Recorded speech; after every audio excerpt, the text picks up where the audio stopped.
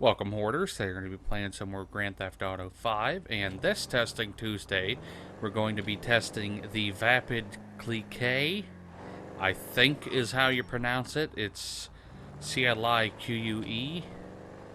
But I don't fully know what this car is based on for the most part, but to me it looked quite a bit like a Hudson Hornet at the front. And I love the Hudson Hornet, so I decided to turn this vehicle into a Hudson Hornet. This vehicle, believe it or not, is actually pretty quick, especially for what it is. But it kind of reminds me of, like, just like a 1950s car from, like, the UK for some reason. I don't know why, but it comes stock with like those little roll bar things, or the little roll cage things on the back of the seats and stuff, unless they're just seatbelt straps that are harness ones. I don't know why, but I really do like this car. I haven't used it much since I bought it, mostly because I just have so many cars that it's too, I just pick a random one pretty much every time I use them. So I just haven't used this much for some reason. But you have quite a bit of fun driving it. It's a pretty fun car, but in total, it's not the fastest car. I usually find myself, when I'm doing missions and stuff, I want to answer my phone. Okay, I'm back. I don't know why people always decide to call once I start. Like, the second I hit the record button, everyone's like, let's call his house. What was I saying? I don't remember. So let's move into performance. Acceleration's pretty good. Top speed's not the best.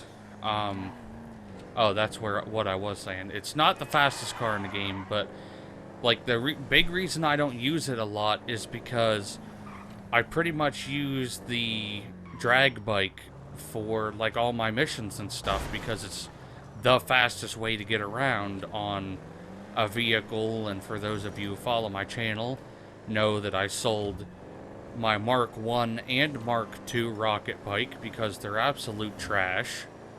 And they're annoying. As far as a normal road car, it's pretty good.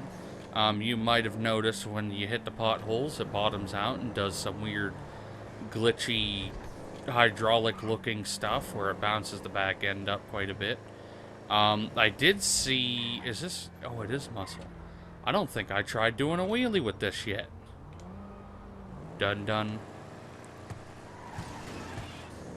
Okay, it does wheelies and you can't steer when you do them. Okay, it definitely does wheelies.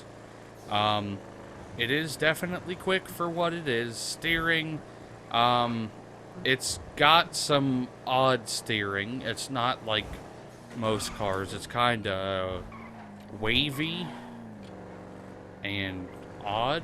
I really don't know how to explain the steering on this. Braking, kind of good. A little bit below average, I would say. Can't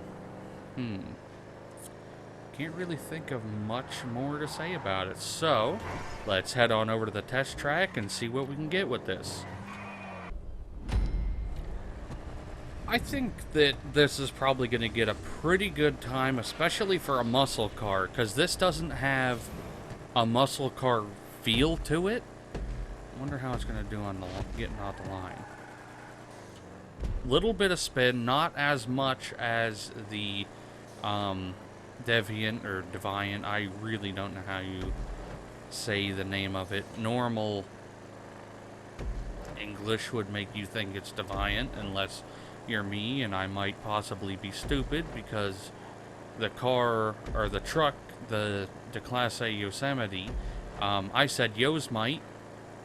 even though I know Yosemite National Park is spelled the other way. So I don't know why, like, instinct told me Yosemite, but honestly, with that truck, I think Yosemite sounds like a better name than Yosemite. I'm driving around in my Yosemite. But I took a little bit of Spanish, which might be impairing some of the way that I pronounce some of these vehicles, like the Clique. That's how I would assume that this is pronounced. I might be wrong. I should start putting these car names in the Google Speak or whatever it is, where it'll say it back the correct way. But that's not always necessarily right. Okay, we had to lift off the gas a little bit through there, so I'm going to assume we're probably going to come at least below 70th place. If I had to put a guess, I would say somewhere between there. And I'd say between 30th and 70th. That's just how this car feels to me. Because it definitely does not carry a whole lot of speed through the straights. Here's where I normally mess up, because I'll go and try to cut the corner very, as far as I can. But we're going pretty good. I don't think I showed the interior. This actually has a different interior for once than most of the vehicles in the game. They usually have, 5 preset interiors. Okay. What did we get? 221.010. That sounds like it's probably around 60th place area, somewhere there. But let's head on over to the leaderboard and see where we placed. On the test track, the Vapid Clique finished in 54th place at 2 minutes 21.010 seconds, which, as far as muscle cars go, it is one of the fastest muscle cars. It's not the fastest, but it's one of the fastest. The fastest as of right now is the Vapid Hustler, in case anyone was wondering, which is the fastest vehicle on both the test track and the drag track. So if you are looking for a muscle car for racing, I would say get the Vapid Hustler. But the Clique is 3rd or 4th fastest. But it has good handling and all that.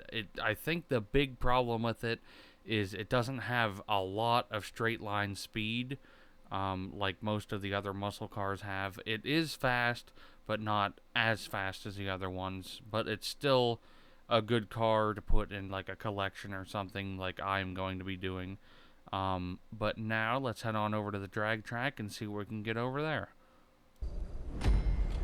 I do think this one is probably going to, in all honesty, I don't think it's going to do good at this one. Because it's got the acceleration, but it just doesn't have the top end speed, I don't think, to be able to get very good. Because we are just about now at our top speed. Oh wait, we had another gear in there. I don't know. What is this, fucking 6 speed? 7 speed? 72 speed? Okay, and cross the line. What'd we get? 25.095 seconds. That's not the fastest time for sure. A quick time's around 22 seconds.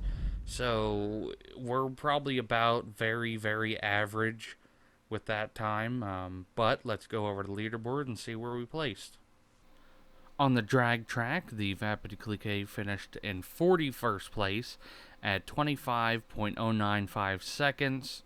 It did slightly better on the drag track than it did the test track, which shows it also has some issues with turning, because usually the times should be not the times, but the places that it finishes in should be the same on both if it's good at both going fast and handling, which clearly it lacks in both of those. I think the acceleration is probably what helped it on the drag track. Most likely it wasn't the top end speed because there's not a lot. Um, but I think that's probably going to be it for this episode. Post in the comments down below of a vehicle you would like to see me test in the next episode of Testing Tuesday. Make sure it's the in-game name of the vehicle.